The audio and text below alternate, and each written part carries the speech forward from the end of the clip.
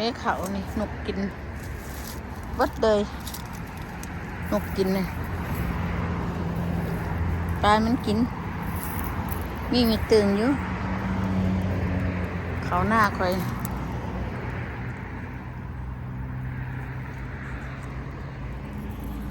ปลาไปเลยละวันที่ไข่ก็ยังไม่ทันเอาเขาเพราะว่ามีเบียกลายอยู่บืนก็ยังมีเบียกลายอยู่โอ้เบียกนักโอ้วางนี่เอาวะถึงนี่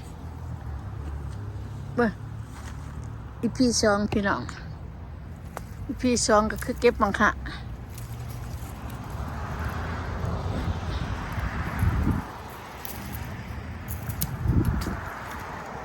หน่วยอ่อนนะก็อยากได้หน่วยใหญ่ก็อยากได้กินว่ามันหน่วยอ่อนพอนี่เพิ่นกินแต่หน่วยอ่อนหน่วยจักสิแล้วมักหน่วยซ้ำนี่หน่วยใหญ่แล้วก็บ่อยาก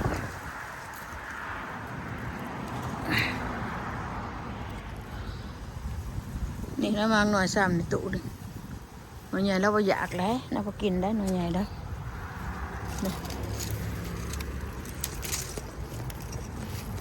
จบเด็กกันแล้วว่ามันใหญ่โพดละแล้วมันอาจจะเก็บไว้ตู้เย็นเอาไปกินยามมันบ่มีก็กินได้นี่ก็บ่ทันแก่หรอก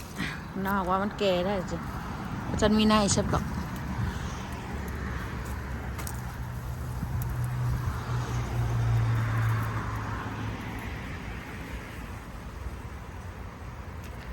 พิธีซ้อมก็เก็บบักหะเก็บบักบวบเก็บบักหะนวลน้อยๆเรามากินตุนี่เรามากินนวลน้อยๆอ่อนๆใหญ่แล้วมันบ่กินหรอกอันนี้มันใหญ่แต่ว่ามันใหญ่โพดกิน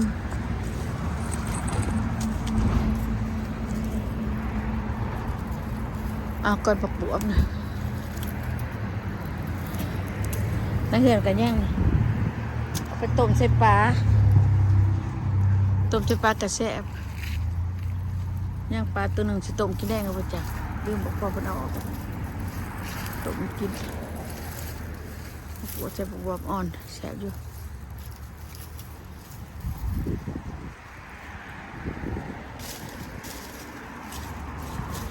มันมักได้ดีน้อยๆจักสินะน้อยๆนี่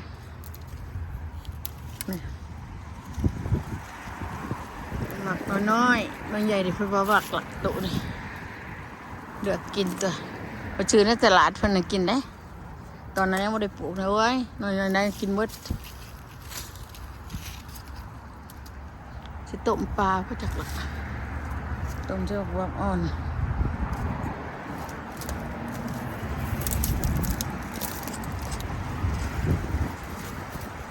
แซ่บเลยต้มปลาเจ้าบวบอ่อนขนาดนั้นเลย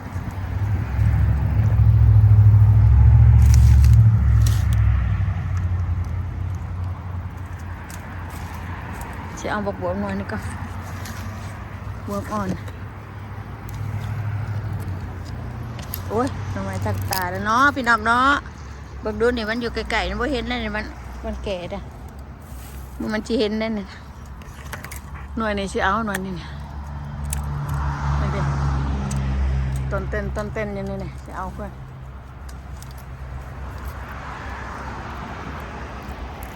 เอ้ยไปตกจิบป่าเดี๋ยว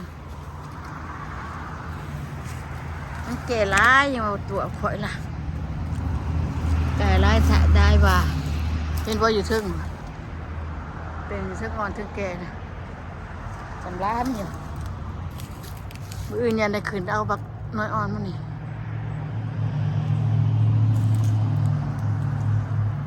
ต้มสมใส่ผักขะแยงปลาใส่ขนมมากเลยโอ้โหพี่น้องรับซาอยู่แต่มากนักบุญเห็นว่า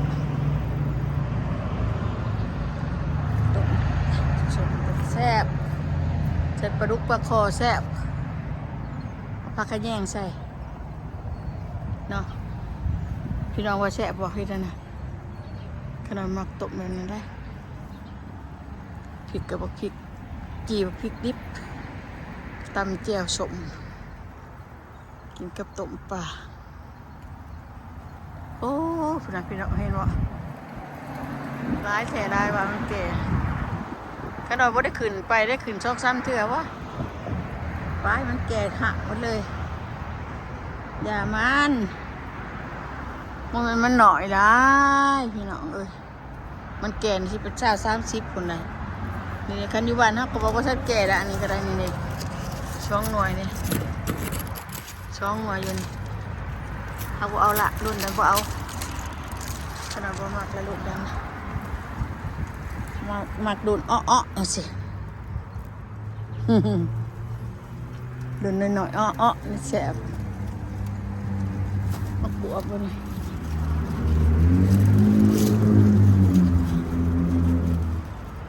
นี่ก็บวบพอดีคำหนึ่งเลยนี่ในตู้ก็ยังอยู่จะต้มกินเก็บไว้ก่อนนี่แหละยังไม่ได้เห็นยังไงโอ้มันดังเลยดิสิเดโทษเขาจะมาเบิ่งได้มันดังเลยนี่ปอกจะมันหัว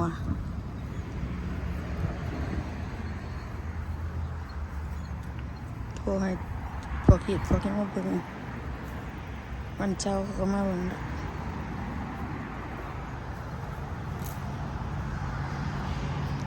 เวียนแต่ในข้างบักบวบนี่แหละ5 หน่วยบักบวบอยู่เห็นแต่หมาแก่เบิดละหน่วยนักการอยู่ก็เห็นเนี่ยแก่ขึ้นมาเนี่ยเอ้ยพี่น้องนี่อยู่ไกลๆมือก็บ่เห็นไหน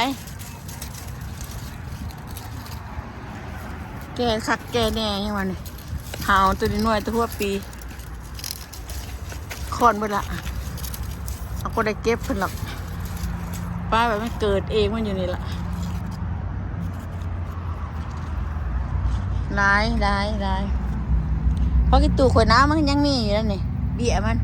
เกิดขึ้นอีกแต่การยังได้กินอยู่นี่พอได้ใส่แกงอยู่ได้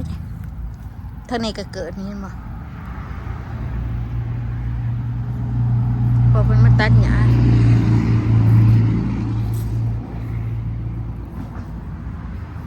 โอ้นี่เดหน่อยนี่เนาะ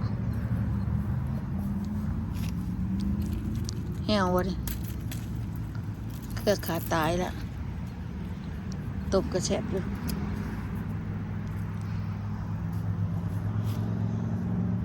เบิ่งเด้อย้อนสุดตาฉะจนพี่น้องเห็นบ่นี่ขนาดบ่ได้เห็นนะอยู่ไกลมือกันเลยย้อนตาฉะจนนี่เห็นบ่2 หน่วยย้อนนั่นบ่ได้เห็นไหนแก่เสยบักบัวป้อม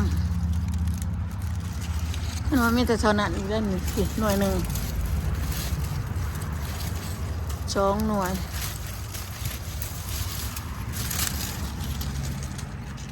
ยันนี้นะคันโบเห็นนะก็แก่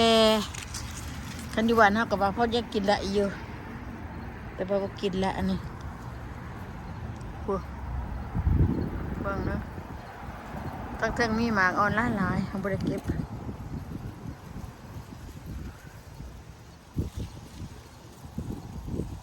โอเคพี่น้องโอ้อันนี้ดังก็จะโทรเข้ามาบอกกูจ้ะ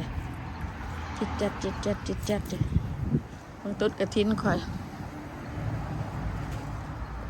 ดอกอันนั้นเป็นดอกเพื่ออยู่ต้นใหญ่จะได้ตัดอยู่ตัดลำเครื่องกลางนี่แหละออกเอาเขาในเฮือนหากมันดงขี้ดินเคพี่น้องดีๆมีแห้งได้พี่น้องเด้ออย่าลืมกดไลค์กดแชร์กดติดตามขอบใจผู้ใดติดตามหมู่คู่เพื่อนผู้ป่าลูกประตูเบือตุเอาไว้